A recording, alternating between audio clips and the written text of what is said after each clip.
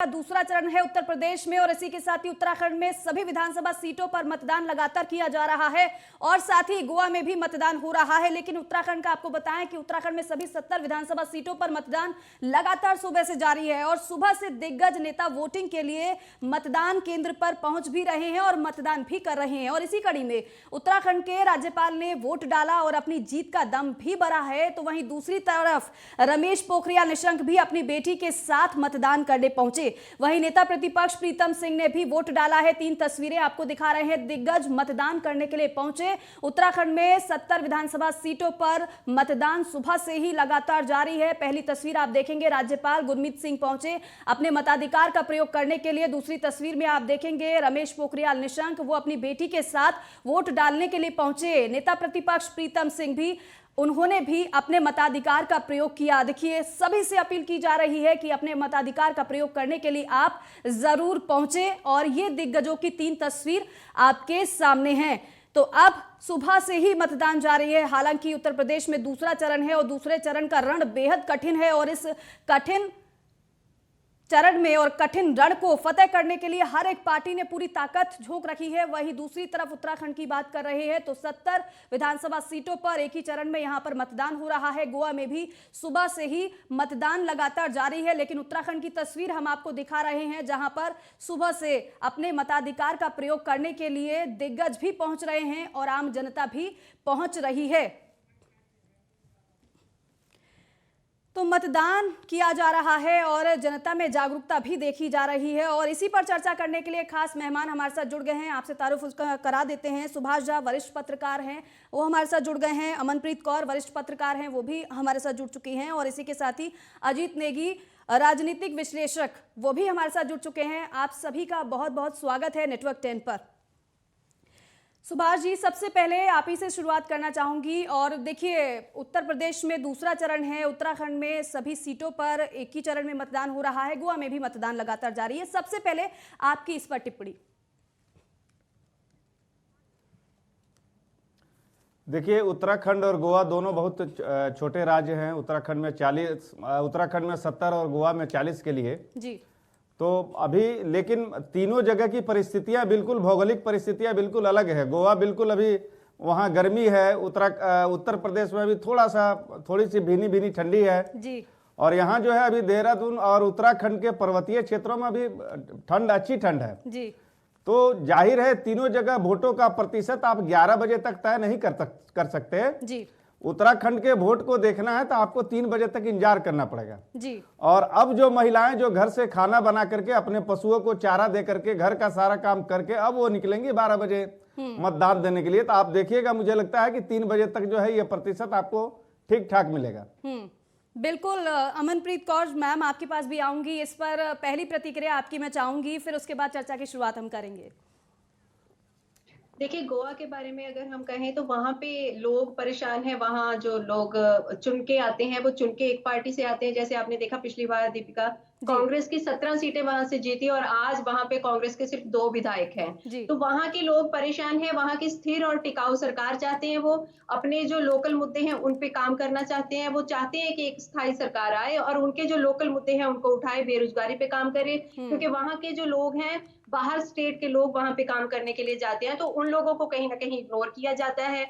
और दूसरा, उनको काम मिलने में वहां पे दिक्कत होती है। तो वो चाहते हैं कि कोई ऐसी सरकार आए जो गोवा के जो वहां के लोकल लोग हैं उनके मुद्दों को उठाए, उनको काम दिलवाए और उनको आगे लेके आए, ना कि वो जो माइग्रेट होके वहां जाते हैं। यूपी की अगर हम बात करें, यूपी की अगर फर्स्ट फेज की हम बात छोड़ दें, फर्स्ट फेज में बिल्कुल आरएलडी और सपा का जो गठबंधन हुआ है उसकी सुनामी आई है और भाजपा कहीं ना कहीं, जैसे पहले उन्होंने 55 में से वहां 53 सीट लास्ट टाइम में जीती थी, तो 53 में से उनका कहीं ना कहीं ग्राफ बहुत नीचे जाएगा। क्योंकि जो किसान हैं और जो जाट हैं और जो गैर जादव हैं, उनमें वोटों का जो ध्रुवीकरण जो भाजपा चाहती थी उस प्रकार से नहीं हुआ। हिंदू मुसलमान नहीं हो पाया, जैसे कि मुजफ्फरनगर के दंगों के दौरान हो पाया था और भाजपा को उसका क्रेडिट मिला था। भाजपा को उसका बेनिफिट ये हुआ था कि इनको बम्पर जीत मिली थी मुजफ्फरनगर दंगों के बाद। ऐसा अभी भी करने की कोशिश करी है। कभी जोगी जी ने बयान दिया है कि कैराना और मुजफ्फरनगर में बहुत गर्मी है, वो 10 मार्च के बाद शिमला जैसी ठंडी ला देंगे। उनको जी। पता है कि शिमला जैसी ठंडी कैसी लानी है। और अभी उन्होंने ऐसा बोल दिया कि मुजफ्फरनगर के लोग अगर भर भर के बीजेपी को वोट नहीं देंगे तो कहीं ना कहीं मुजफ्फरनगर जो है वो कश्मीर और केरला और पश्चिमी बंगाल जैसा बन जाएगा। हालांकि वहां के सीएम ने इसका बहुत जबरदस्त विरोध करा और उन्होंने अपनी अपनी तर्क हैं जो ट्वीट पे भी रखे हैं। और अगर हम उत्तराखंड की बात करें तो वहां पे भी भाजपा की सरकार रही है, जैसे आपको पता है जी। सीएम वहां पे भी स्थिर नहीं रहा है। भाजपा कहीं ना कहीं अपने सीएम चेहरे बदलती रहती है, ऐसे लेके लोगों को थोड़ी सी अविश्वासी है उनकी तरफ। पर क्योंकि आपको पता है कि जो चुनाव है वो मैनेजमेंट से नहीं, वो पैसे से जीता जाता है, ये भाजपा ने हमें दिखा दिया है। अगर मैनेजमेंट से जीता जाता तो प्रमोद महाजन पहले जो वाजपेयी के टाइम पे थे वो अमित शाह से अच्छे मैनेजर थे, नहीं तो वाजपेयी जी उस टाइम सत्ता में आ जाते अगर प्रमोद महाजन के हिसाब से चलते। पर उस टाइम भाजपा के पास पैसा नहीं था। और अगर हम लास्ट 5 इयर्स की नहीं, बात बिल्कुल करें तो मैम, देखिए भाजपा के पास हर एक पार्टी की बहुत तरफ पैसा से आया कोशिश है। तो की जा रही है इस रण को फतेह कर लिया जाए, लेकिन इस रण को कौन फतेह करेगा ये 10 मार्च के बाद साफ हो जाएगा। उससे पहले तमाम कयासी हम लगा सकते हैं। और हमारे साथ अजीत नेगी जी भी जुड़े हैं, राजनीतिक विश्लेषक हैं। सर, अब इस पूरे चुनाव को देखें तो कैसे आप इस पूरे चुनाव को देख रहे हैं? कितना बदलाव इस बार आप देख पा रहे हैं और कितना चुनौती भरा ये चुनाव आप कहेंगे?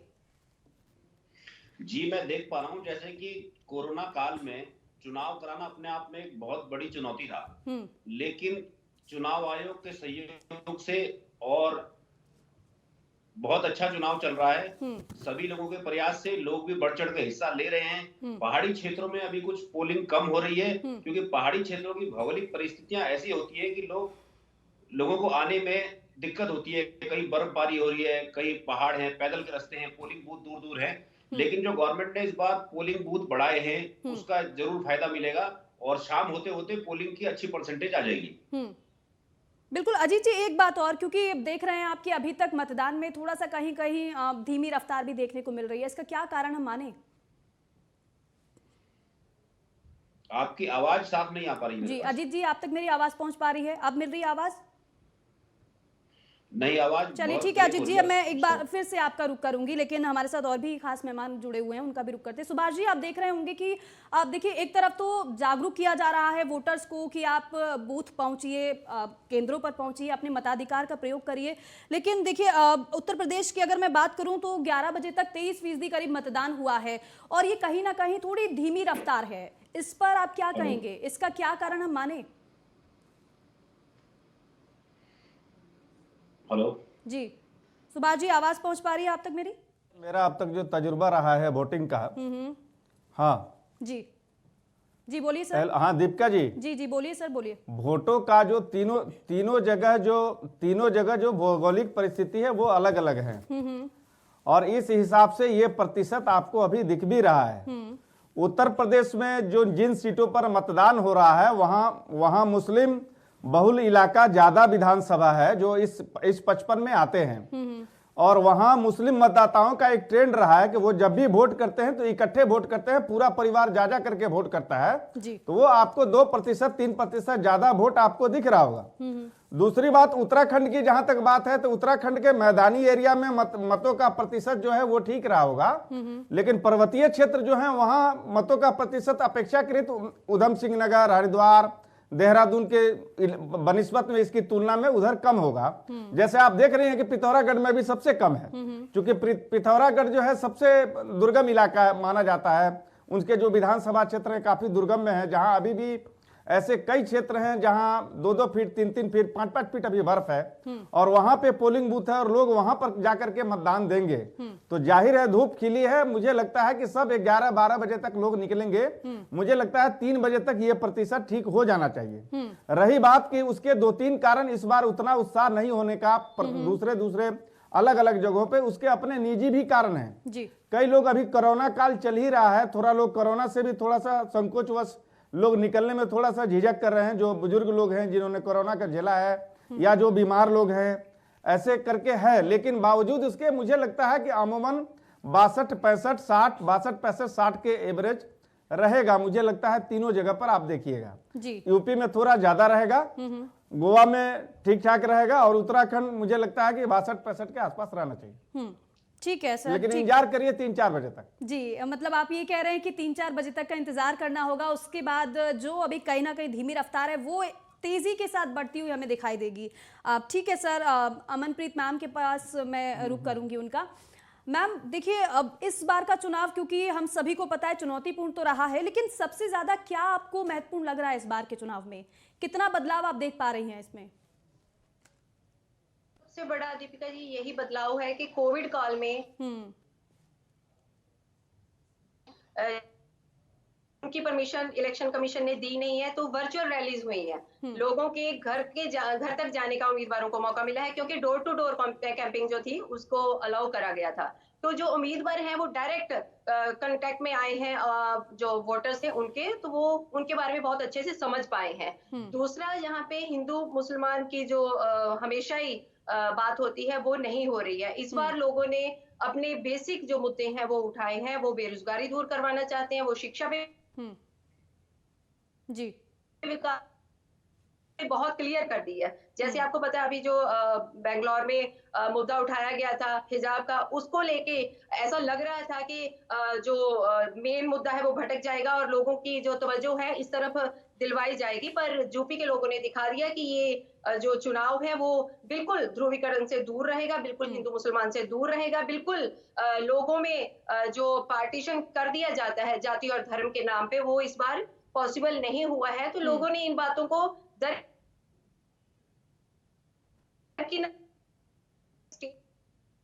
चाहिए। हमें चाहिए कि हमारी बेरोजगारी जो कोविड के दौरान और नीचे रोजगार की समस्या, रोजगार खुस गया है लोगों से, वो बेरोजगारी बढ़ गई है, वो दूर करवाना चाहते हैं। और स्टेबल सरकार चाहते हैं जो उनके मुद्दों का ध्यान रखे, जो उनको बांटने का नहीं उनको जोड़ने का काम करे। और ऐसा है कि इस बार पहली बार ऐसा हुआ है कि ध्रुवीकरण की नीति बिल्कुल नहीं चली है, हिंदू मुसलमान बिल्कुल नहीं चला है, और लोगों ने जो अपनी जाति और धर्म से ऊपर उठ के वोट किया है और वो चाहते हैं कि, यानी आप मैम ये बोल रहे हैं कि एक बयानों को नकारते हुए दूसरी तरफ काम पर वोटर्स वोटिंग करते हुए नजर आ रहे हैं, ये आप नजरिया अपना रख रही हैं।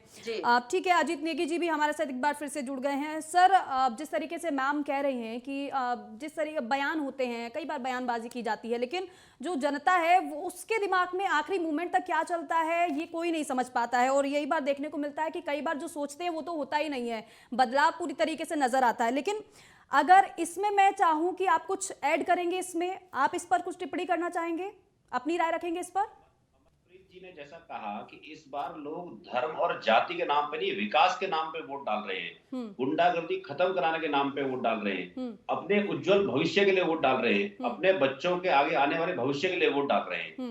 तो अब वोटर पढ़ा लिखा और समझदार हो गया है। अब ये बहकावे में आके जातिवादी के नाम के बजाय विकास, रोजगार, आगे की योजनाएं, आगे का आपका विजन क्या है उसको देखते हुए वोट डाल रहा है। महिलाओं को कितना सम्मान दिया जा रहा है, महिलाओं को का स्थान कितना ऊपर उठाया जा रहा है जी, इस हिसाब से वोटर वोट डाल रहा है जी।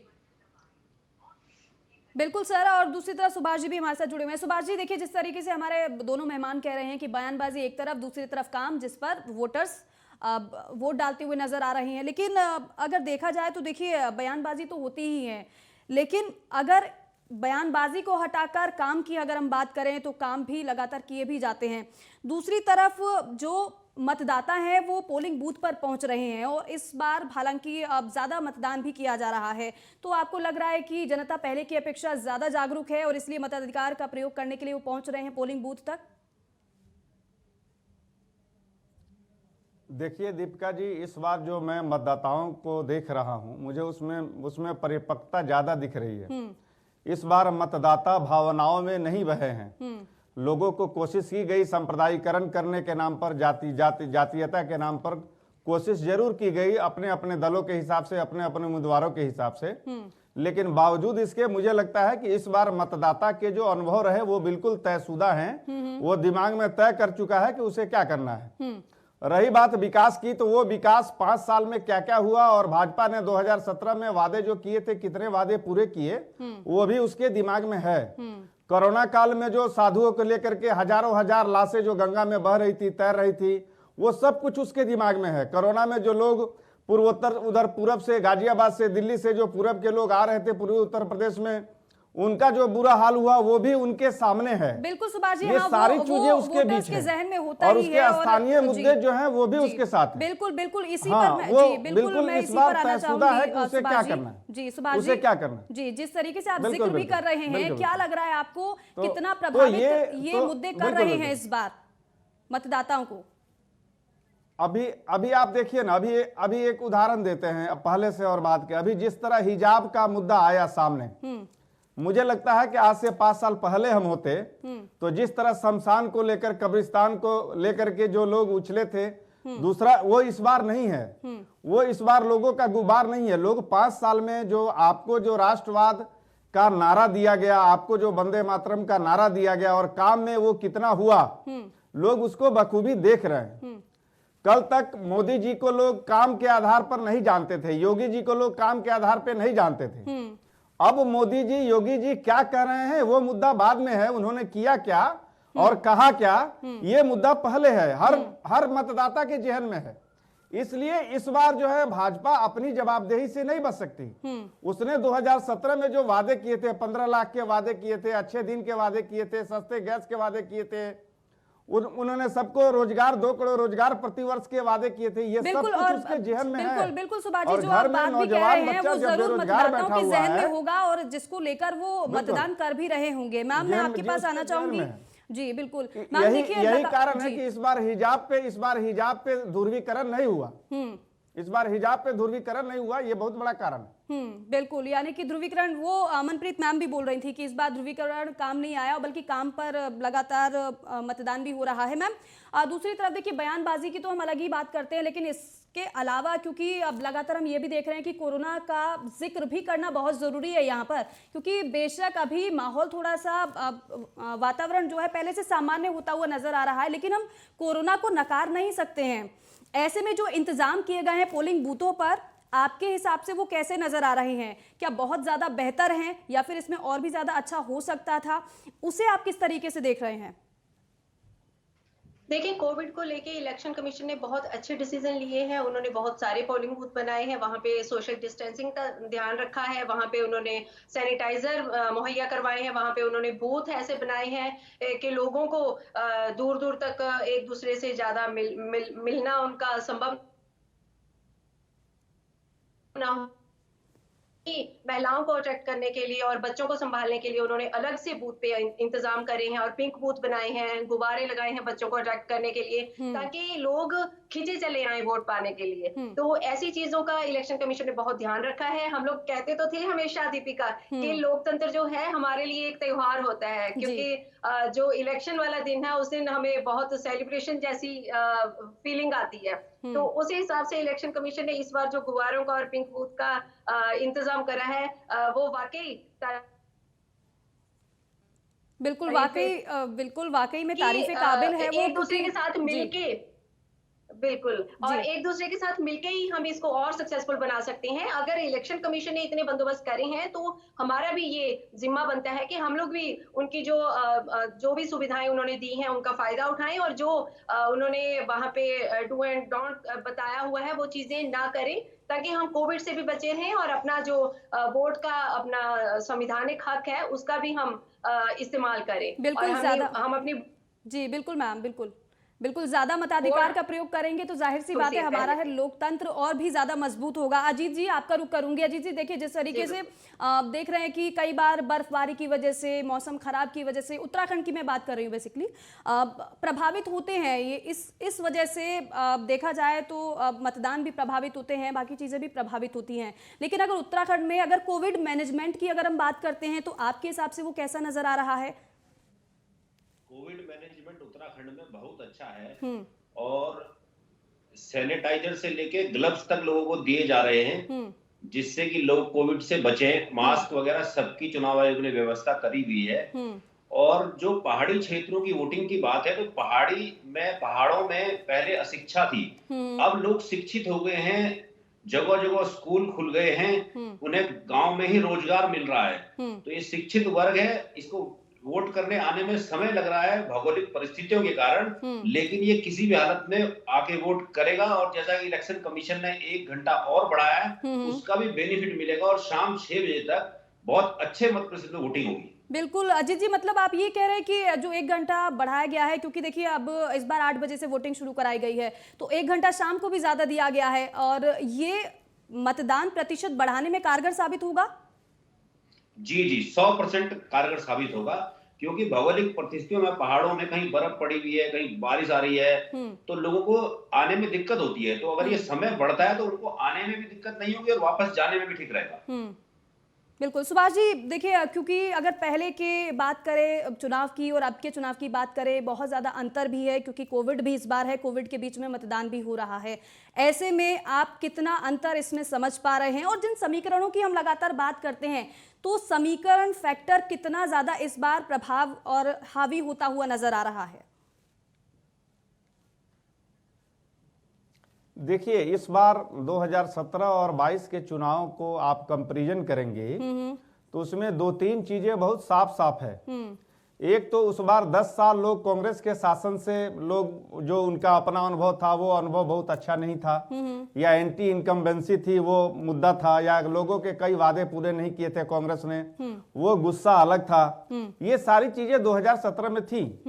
हिंदू मुसलमान फैक्टर, वंदे मातरम, राष्ट्रवाद, वो शमशान कब्रिस्तान वगैरह वगैरह वगैरह, और लोग चाहते थे बदलाव, और भाजपा ने अपने को प्रस्तुत किया कि हम बदलाव के लिए उपयुक्त उम्मीदवार हैं, उपयुक्त पार्टी हैं, आप हमें मौका दें, और लोगों ने भाजपा को मौका दिया। अब इसके बाद जो अभी जो कोरोना को लेकर के जो बीच में 2 साल 2.5 साल नोटबंदी हुई, फिर कोरोना हुआ, फिर जीएसटी लागू हुआ, ऐसे कई कदम, जो कदम यहाँ के जो छोटे छोटे तबके थे, जो व्यवसायी वर्ग था, छोटा व्यवसायी वर्ग, मुझे लगता है वो भी भाजपा से इस बार नाराज चल रहा है, क्योंकि उसकी काफी परेशानियां हैं। लोगों के व्यवसाय नहीं चल रहे हैं, कोरोना के वजह से बहुत सारी कंपनियां बंद हुई, बहुत सारे लोग बेरोजगार देखने को मिलेंगे। और अगर उत्तर प्रदेश की बात करें तो दूसरा चरण है, दूसरे चरण का रण है, और दूसरे चरण के रण को हर कोई फतेह करना चाहेगा। और बात करें उत्तराखंड की 70 विधानसभा सीटों पर, यहाँ मतदान हो रहा है, और गोवा में भी मतदान लगातार सुबह से जारी है। आप तीनों का बहुत बहुत शुक्रिया अपना समय हमें देने के लिए, हमारे साथ जुड़ने के लिए, चर्चा करने के लिए। तो अब देखिए, मतदाता मताधिकार का प्रयोग करने के लिए पहुंच रहे हैं। नेटवर्क 10 भी आपसे लगातार अपील कर रहा है कि आप अपने मताधिकार का प्रयोग करने के लिए जरूर पहुंचे और लोकतंत्र का हिस्सा बने। इसी के साथ हमारे इस खास कार्यक्रम में बस इतना ही। आप देखते रहिए नेटवर्क 10। जय हिंद।